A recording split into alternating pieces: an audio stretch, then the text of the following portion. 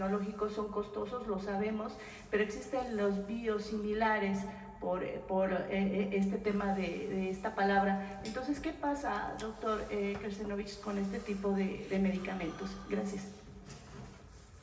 Sí, ese tipo de medicamentos entran dentro de la definición de lo que son medicamentos biosimilares. Es decir, que una vez que el producto innovador sale al mercado y pierde la patente, se puede fabricar un medicamento biosimilar en relación al producto original. La fabricación de medicamentos biosimilares es muy distinta a la fabricación de un producto genérico, porque implica técnicas mucho más avanzadas. Y ahí COFEPRIS es quien está regulando precisamente, junto con la propiedad intelectual, el cómo poder intercambiar esos medicamentos.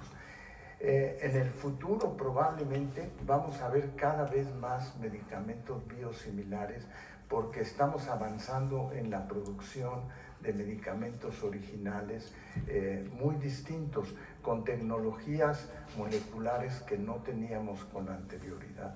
Pero sí, COFEPRIS está ocupado en regular los medicamentos biosimilares. Entonces, esto quiere decir, para entender, doctor Krcenovic, que un paciente que recibió hoy un ciclo, no sé, para cáncer biotecnológico, no se le va a quitar por el tema del costo, sino cómo irían evolucionando, solamente como lo dice este concepto, si no es buen respondedor a ese tratamiento, ¿se pensaría en el biosimilar? Sí, lo que pasa es que un enfermo que recibe tratamiento para cáncer hay que diferenciar en dos distintos tipos. Uno en el que el efecto se logra en un periodo corto de tiempo y se logra controlar, por ejemplo, leucemias en niños, donde se puede controlar, y otros que tienen que recibirlo en forma prolongada. En la medida que aparece el medicamento biosimilar, se le puede dar continuidad sin ningún problema porque pasa por un periodo muy estricto de evaluación el biosimilar también. Gracias. Y en una segunda pregunta, Presidenta, con este tema del desabasto de medicamentos, hay pacientes que son usuarios o reciben atención a través del sistema de transporte colectivo Metro, y hay medicamentos, no sé si pasa en otras áreas, en el IMSS, en el ISSSTE, pero muchos de estos pacientes reciben medicamentos muy limitados, el resto los tienen que comprar sus familiares porque no están dentro de estos llamados cuadros básicos. Yo quisiera preguntarle... Pero eso se terminó. O sea, ahora se compran todos los medicamentos y todos los medicamentos son gratuitos. Ya no hay aquella cosa del seguro popular de solamente los medicamentos básicos. No sé el caso en particular del metro de la ciudad, pero en el sistema de salud pública todo medicamento es gratuito y suficiente. Yo quisiera preguntarle si particularmente en este caso del sistema de transporte colectivo Metro, que sé que es un tema local, entraría dentro de este esquema global, nacional, en donde justamente se eliminen también estos llamados cuadros básicos y la familia del paciente no tenga que comprar estos medicamentos, por ejemplo, para la gente que vive con una enfermedad cardiovascular, los llamados cardiopatas, tienen que comprar el resto de los medicamentos que sí o sí deben de utilizar porque a lo mejor tienen un problema de un cateterismo o traen un marcapasos. Hay tres sistemas de salud públicos centrales. El IMSS, que es para todo empleado que trabaja en una empresa privada y cotiza al IMSS, tiene derecho al sistema de salud del IMSS, además de la seguridad social, evidentemente. El ISSSTE, que es para todos los trabajadores del Estado, y todos aquellos que no tienen derecho a bien sin estos dos, tienen el IMSS Bienestar. Además, pues está Pemex, que tiene sus propias características por su propio contrato colectivo, obviamente la Secretaría de la Defensa Nacional, la Secretaría de Marina, y aparte están los institutos de salud, que son de tercer nivel y que están vinculados con la Secretaría de Salud, la SINSAE. Entonces, en todos estos casos, todos participan en esta compra de medicamentos. El paciente, el objetivo es que no gaste absolutamente nada en ningún medicamento, sino que todos los medicamentos sean gratuitos, independientemente de si es un cuadro básico o un cuadro más complejo. La gratuidad en la atención en la salud es constitucional. Entonces, ahora estamos haciendo esta compra de medicamentos. Como lo expliqué, al cierre del 2024 se habían, digamos, cerrado los contratos. Desde Secretaría de Salud y Birmex se hizo una compra complementaria para poder cerrar el 2024 y principios del 2025, y esta compra que le ha dedicado Eduardo Clark, Birmex y todo el equipo de salud, pues mucho tiempo para hacerla transparente, que se compre directamente al fabricante y que no sea a través de intermediarios. Esta compra pues es la compra que va a ser para los próximos 2 años, que representa un monto muy significativo y que, como lo explicó aquí Eduardo, el objetivo es que en marzo podamos ir resarciendo pues esta falta de medicamentos que hay en algunos lugares por este proceso del cierre del 24 e inicio del 25. Gracias, Presidenta. Y en el tema de estas malas prácticas que se hicieron con esta fundación del ISSSTE, quisiera conocer si se tiene detallado el monto general por el cual se hicieron estos arrendamientos, y si se conoce también si algunos de estos recursos han sido realmente utilizados para el beneficio de las instalaciones de algunas clínicas del ISSSTE.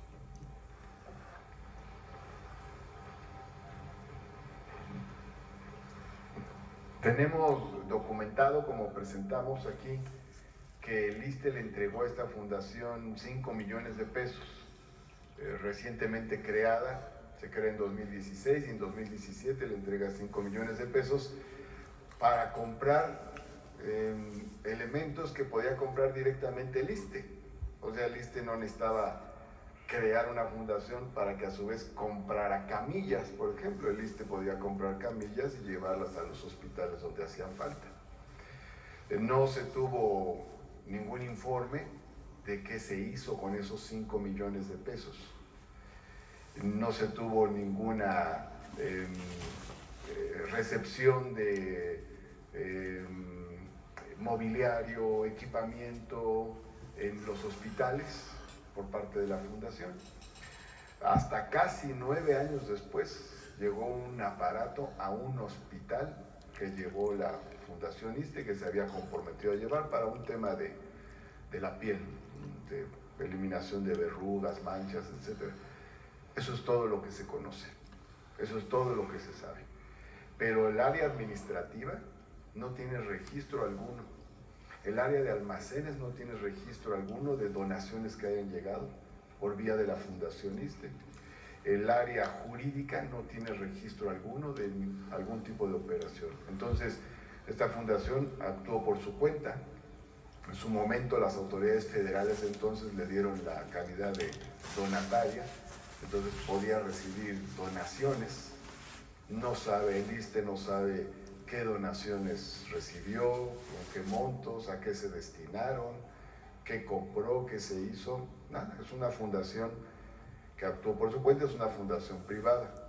Nosotros no estamos en contra de que existan fundaciones privadas, hay muchas fundaciones muy buenas que realizan labores muy loables, pero de lo que estamos en contra es de que se utilice el nombre del ISSSTE, las instalaciones del ISSSTE y los recursos del ISSSTE pues para fines propios de una fundación.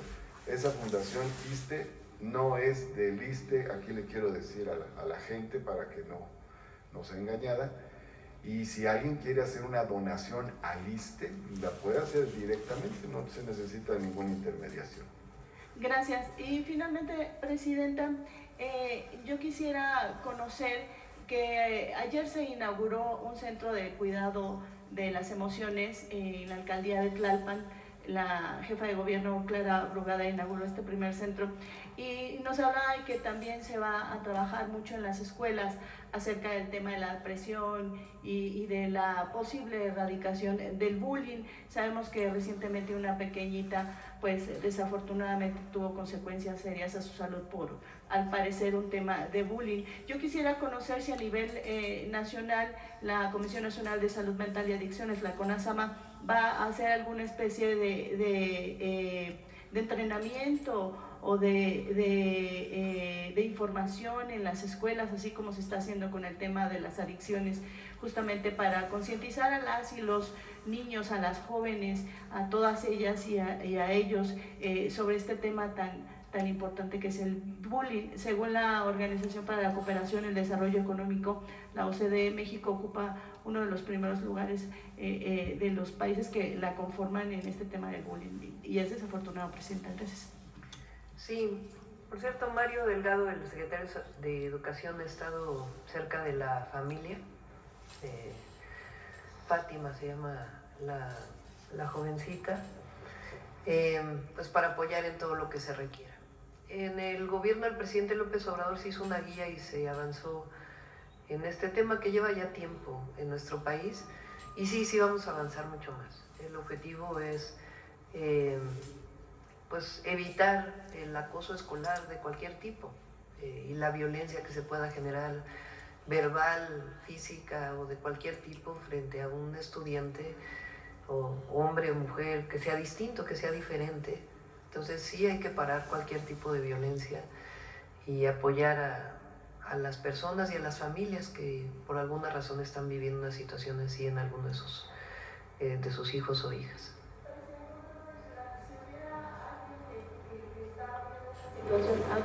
Hay mecanismos, a ver si Mario nos...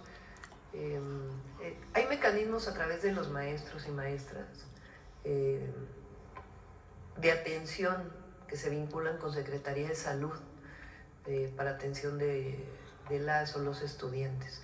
Entonces sí hay mecanismos y se va a fortalecer la identificación y la prevención, sobre todo, para que no llegue a consecuencias mayores.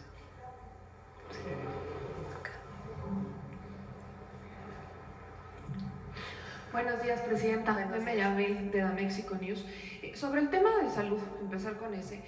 Preguntar primero qué ha pasado con esta serie de empresas distribuidoras médicas que han sido señaladas por pues, tener varias irregularidades, por acaparar incluso los contratos de medicamentos, tomando en cuenta que, por ejemplo, COFEPRIS, más bien la COFES incluso, llegó a sancionarlas en octubre de 2014, por ejemplo, a Grupo Fármacos Especializados, también está Laboratorios PIRSA, Casa Marzán, varias distribuidoras en general. ¿Qué ha pasado con estos casos? Porque algunas de estas empresas todavía llegan a tener ciertos contratos. ¿En qué van estos procesos en particular sobre ese primer tema? ¿Quieres platicar cómo es el proceso? Claro, con mucho gusto. Les platico. Uno de los cambios esenciales en la compra que hicimos este año es dejar muy claro con toda la industria que participaba que quien iba a recibir los contratos era directamente quien fabricaba los insumos o quien era el titular de los registros sanitarios y los importaba, pero había hecho el proceso en México ante la COFEPRIS de ser el titular de ese registro sanitario. Históricamente lo que pasó es que había compañías completas, muchos distribuidores, que no fabricaban nada y lo que hacían era comprarle directamente a los fabricantes y luego revendérselo al gobierno. Eso ponía al gobierno en una situación desfavorable en el sentido de que no podíamos negociar las mejores condiciones, no teníamos una relación directa con los que fabricaban los insumos para poder solventar cualquier tema que tuviéramos, y además muchas veces nos encontrábamos como gobierno, particularmente fue una pelea que dio la administración pasada de manera muy clara, con competidores desleales que buscaban ahora sí que poner al gobierno en desventaja, sacarle el mayor precio posible y tenerlo rehén muchas veces de no poder comprarle más que a ellos, es decir, monopolizar muchas de las claves. Hay ciertos fabricantes que al mismo tiempo son fabricantes y distribuidores, entonces muchos de ellos sí participaron, simplemente no están revendiendo cosas a otras compañías. Y lo que podemos afirmar, porque lo ha dicho ya la presidenta y fue la instrucción desde el principio, es que habláramos con toda la industria para dejar claro que a quienes íbamos a contratar iba a ser directamente a estos titulares de registros sanitarios. Y hasta ahora todas las compras que hemos hecho de la compra consolidada de medicamentos han sido precisamente personas que sean o los fabricantes directos en México o los titulares de un registro sanitario importando productos de otra parte, pero que no sean los titulares, o en solo pocos casos donde hay ciertos productos extranjeros que entran bajo un acuerdo de equivalencia con agencias regulatorias de otros países, los titulares de esos registros fuera del país. Es lo único, las únicas compañías a las que les hemos comprado. Esto es importantísimo porque nos ha permitido, y me ha tocado a mí encabezar parte de este proceso, tener unas condiciones mucho más favorables que las que históricamente se había hecho. Y la parte de distribución es importantísimo que la sepan. Muchas compañías no son distribuidoras logísticas. Lo que hacen es, ellos ya contratan a quien les distribuya para entregarnos en los hospitales y almacenes que les habíamos pedido, es decir, cambiar un poco la relación. En vez de contratar a un distribuidor, contratar al fabricante y que el fabricante encuentre a su distribuidor logístico que mejor le convenga para entregarnos en las condiciones que requerimos. Gracias. Sobre esto hay un caso en particular que traemos, que es sobre la empresa Digimedic Group SADCB. Okay. En esta empresa, la representante legal del Enlace Ciudadano de Mujeres Indígenas, Inyolotl, en Santa Ana, Tzacuala, AC, ha denunciado ser víctima de fraude. Ellos buscaron a través de esta empresa comprar un par de equipos médicos para la atención de la comunidad, y ellas prácticamente lo que están denunciando es que han sido víctimas de fraude. Realizaron 2 depósitos de una cantidad bastante favorable, superior a los 30,000 pesos y otro superior a los 100,000 pesos para adquirir estos equipos médicos, y ellas lo depositan directamente a las cuentas de la empresa. El problema es que no les han entregado absolutamente nada. Es más, les están hasta pidiendo más dinero con la intención como de hacer negocio y tener ahí una cierta comisión. Esta empresa se ha confundido a veces con Digimedical SADCB, que esta empresa en particular ha sido investigada por la Unidad de Inteligencia Financiera. Entonces, ahí mi pregunta se parte un poco en 2. La primera es si se podría investigar si Digimedic Group y Digimedical SADCB tienen algún tipo de relación o no, dado que los nombres son bastante parecidos. Y la segunda es, ¿qué se puede hacer en este caso en particular? Porque ellas ya están denunciando, ya incluso entregaron oficios y demás, son prácticamente víctimas de un fraude. Les están pidiendo varios depósitos, no les han entregado absolutamente nada. La empresa en algún momento en 2024 denunció que estaban que estaban utilizando el nombre para estafar a la gente, pero en este caso ellas depositan directamente a la cuenta de la empresa y no han entregado nada. Sí, con mucho gusto lo investigamos. Si nos pasas los datos, yo lo veo. Sí, los comparto en un momento. Perfecto. En otro tema, Presidenta, y aquí es sobre el tema de los migrantes. Nos hemos topado con algunos paisanos que ya regresaron, pero ellos, por así decirlo, se autodeportaron. Regresaron de manera voluntaria. Nosotros tenemos esta duda porque ellos regresan incluso confiando en que podrían acceder a ciertos programas que forman parte del catálogo del programa que pone a disposición el gobierno, pero nos dice la Secretaría de Gobernación que para que accedan a ellos necesitan tener esta carta de repatriación, que solamente se les da si son deportados. No, se les puede dar si regresan. Esa es la duda que tenemos. De manera voluntaria, si se acercan a uno de los albergues o incluso en la propia frontera hay compañeros que los están atendiendo.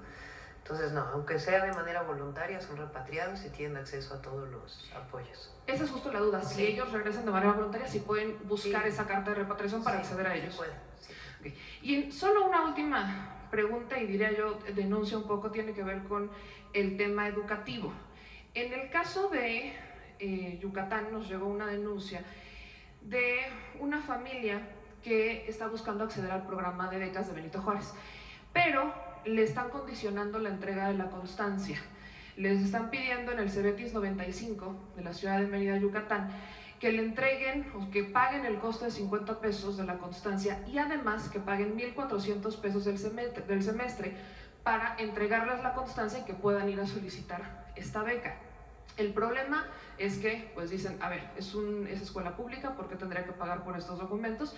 Y la segunda es que en este caso particular de los 1,400, la preparatoria está condicionando este dinero a que se lo entreguen a la secretaria particular en efectivo, dándoles un recibo nada más, e incluso cuando los padres se han quejado, pues nos dicen que literalmente les contestaron, y voy a citar, pues como ya van a recibir el dinero de su beca, entonces no se quejen, ya tienen para pagar los 1,400 por alumno.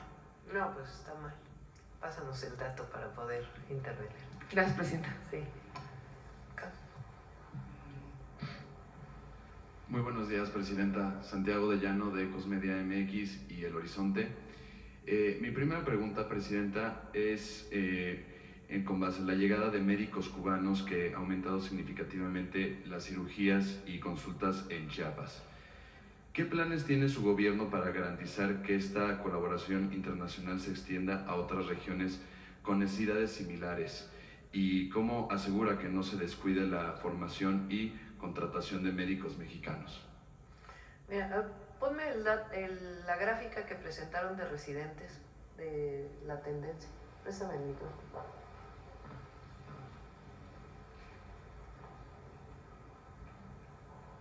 La gráfica, por favor. Miren esta. Esta es de solo sector salud. ¿Aquí están todos juntos? Todos juntos. Fíjense la desgracia del neoliberalismo.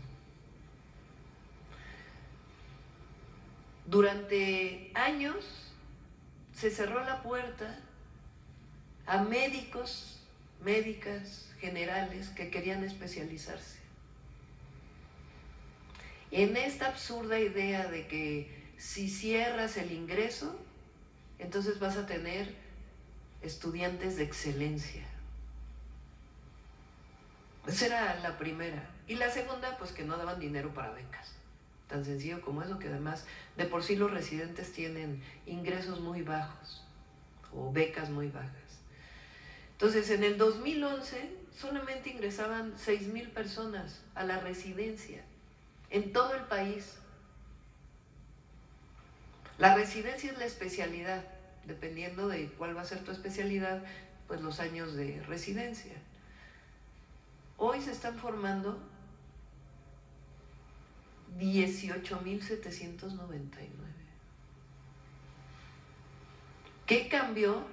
Pues sencillamente un reconocimiento de que el país requiere médicos especialistas y que tienen que formarse en las instituciones públicas. Entonces, claro, llegas al 2020, pandemia, y tienes un problema gravísimo porque no tienes médicos especialistas en el país. ¿Por qué? Porque, bueno, esto estamos hablando del 2011, pero si te vas más para atrás es lo mismo, incluso menos. Dejaron de formarse médicos especialistas en México por una decisión gubernamental.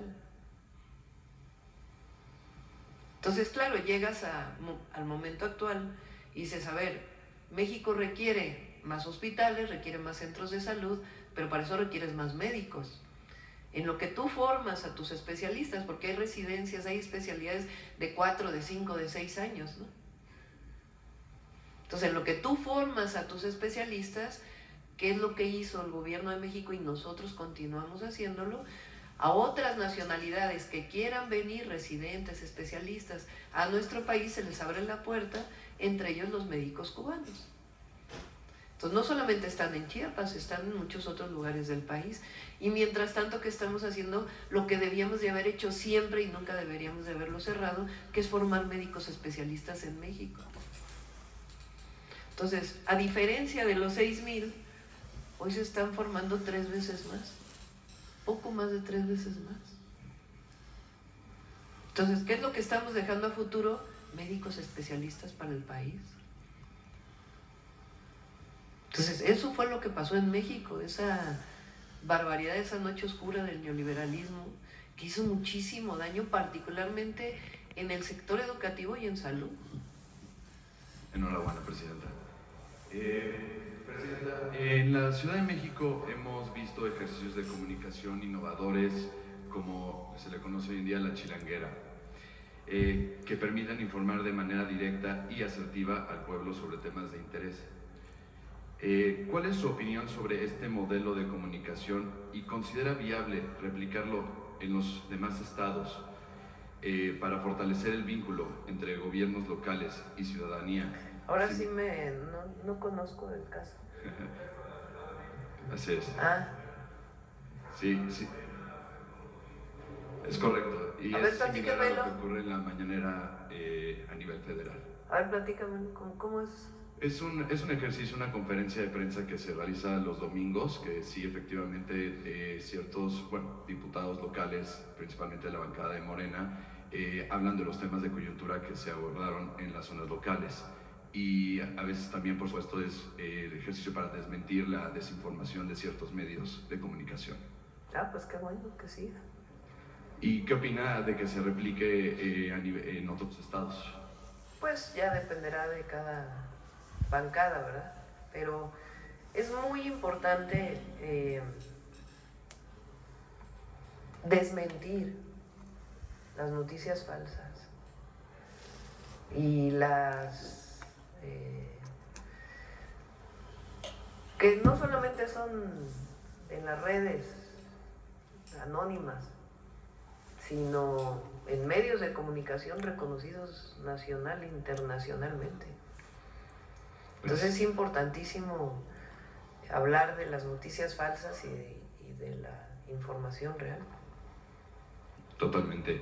Por último, Presidenta, ante las recientes amenazas arancelarias por parte de la administración estadounidense, ¿cómo planea su gobierno fortalecer la economía nacional y reducir la dependencia comercial con Estados Unidos? Y principal, ¿qué papel jugarán el Plan México y la campaña Hecho en México en esta estrategia? Bueno, vamos a esperar a ver los aranceles, ¿no?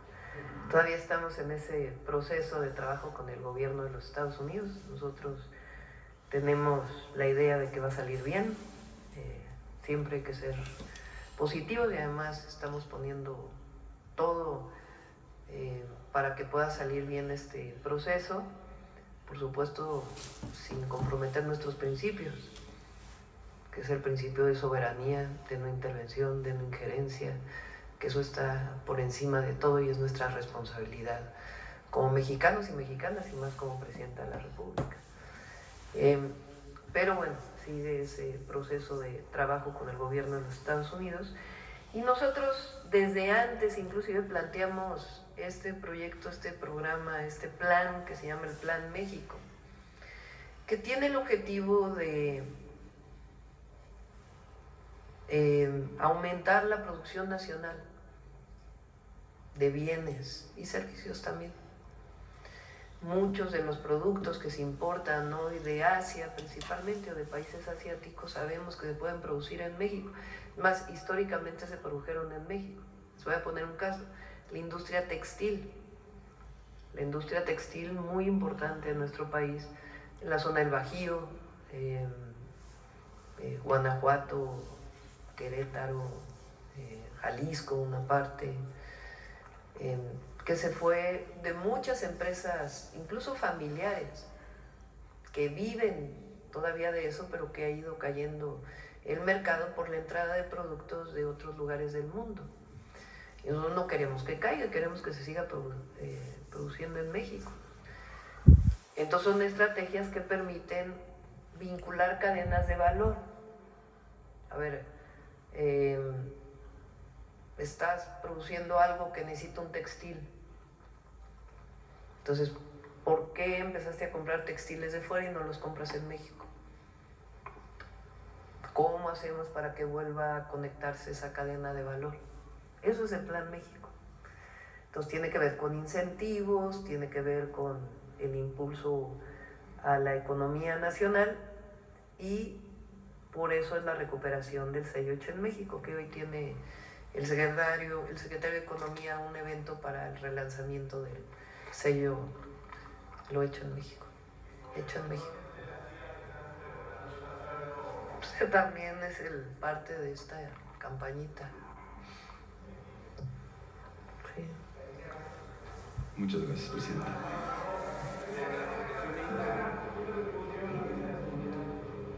Ya respondió la Fiscalía ayer que es falso. Pues tiene que contestar la Fiscalía, ¿no? Pero la Fiscalía contestó ayer que no era cierta esta noticia de que ya se le había quitado la ficha de Interpol, ¿no? Sí. De salud. A ver, aquí adelante.